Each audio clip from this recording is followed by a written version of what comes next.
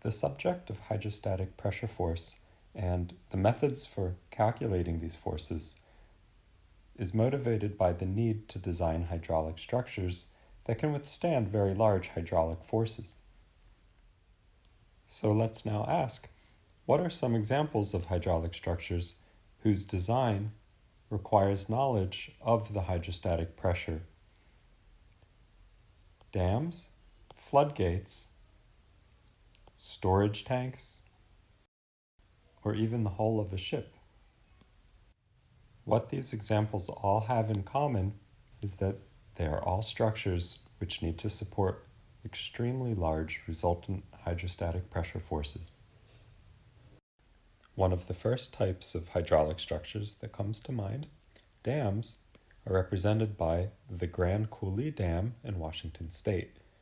Construction finished on this project in 1942, and later, when hydroelectric generators were added, this became the largest site for electricity generation in the entire country. The El Vado Dam in New Mexico uses gates such as these to manage the flow of water through the dam.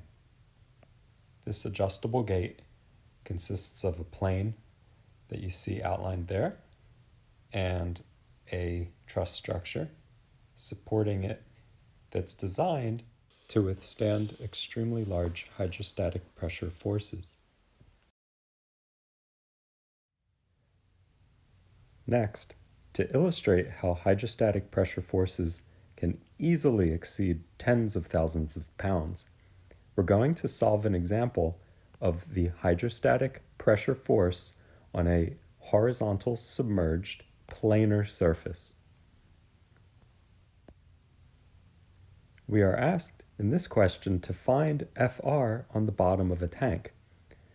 When we use the symbol Fr, what we're referring to is the force F that is the result of hydrostatic pressure, and together that's often referred to as the resultant force.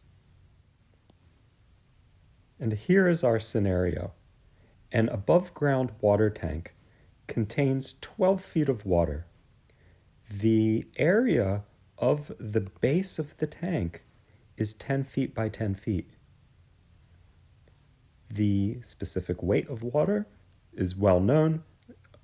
It's the value 62.4 pounds per cubic foot. One thing that you can recognize immediately in this situation is that atmospheric pressure exerts a force on the surface of this liquid as well as on the surface of the outside of the tank. Together, P0 acting on an area that is equal on both sides cancels itself out. So we're going to make a note of that and use it. Fr is therefore a result of the weight that is gamma, 62.4, times volume divided by area. That is why we can take our incompressible fluid analysis from previous lessons and say the pressure at the bottom of the tank is the pressure above the tank plus gamma H, keeping in mind that that pressure is going to cancel. And the force that that pressure exerts on a submerged surface is perpendicular to that surface and is equal to the average pressure acting on that surface times the surface area. We're not going to include atmosphere because if we did P0 times A on the bottom and the top, we'd just be adding and subtracting the same term, and therefore it cancels itself out. And the result of all this is gamma H stands in for pressure, P. Surface area of the bottom of the tank is 10 by 10 feet. And the product of that pressure, gamma H times surface area A, is the resultant force on that surface. Now let's go ahead and see what number we get using the data. And here we see the product of 62.4 times a height or depth equal to 12 feet times a 10 by 10 or 100 square foot area is the value 75,000 pounds. In a second example illustrating this concept, we're going to calculate the force on a vertical planar surface. That refers to one of the sides of the tank, as opposed to its bottom surface. Our original situation now takes on this configuration. The sidewall of the storage tank is represented by this vertical surface of height A and an arbitrary depth taken into the fluid is represented by the symbol H. We're filling the tank with the same substance, so the specific weight of water is once again 62.4 pounds per foot cubed.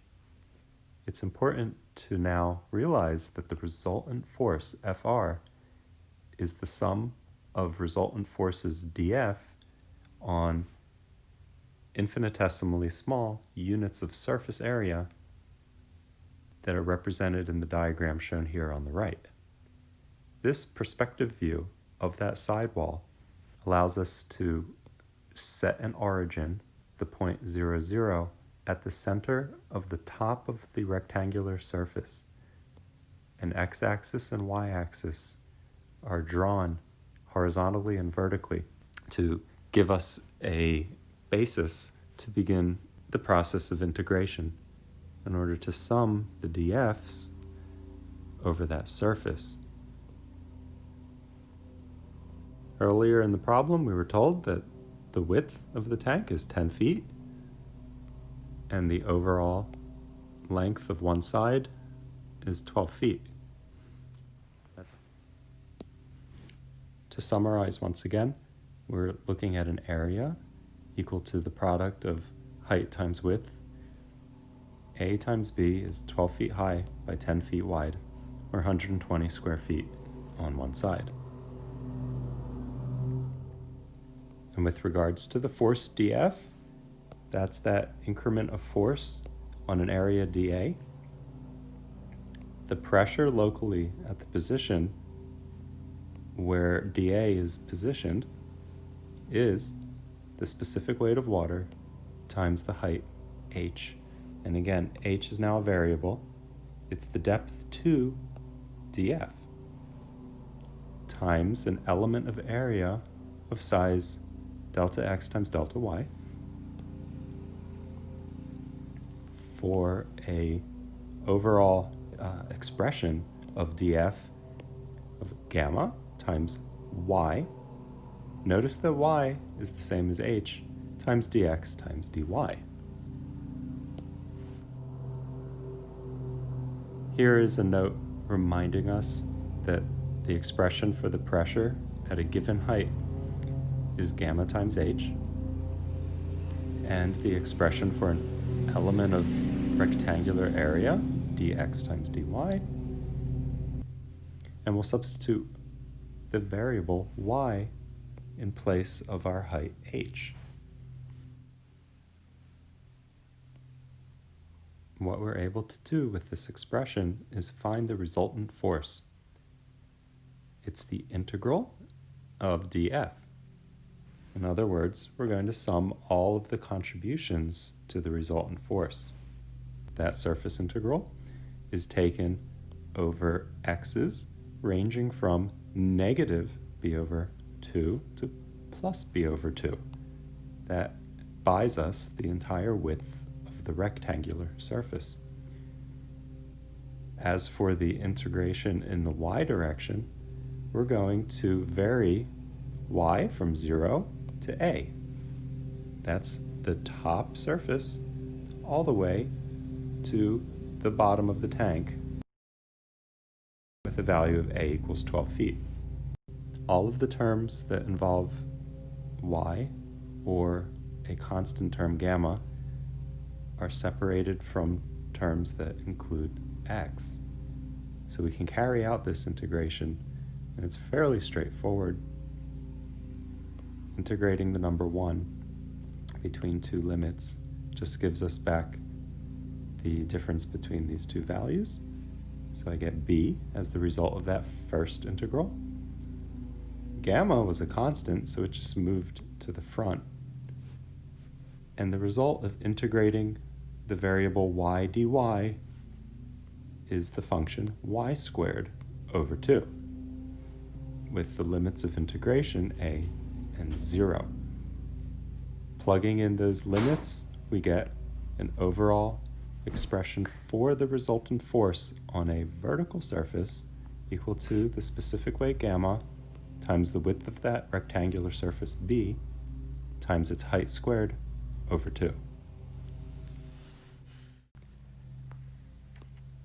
Using the expression that we just obtained by integrating over the submerged surface area,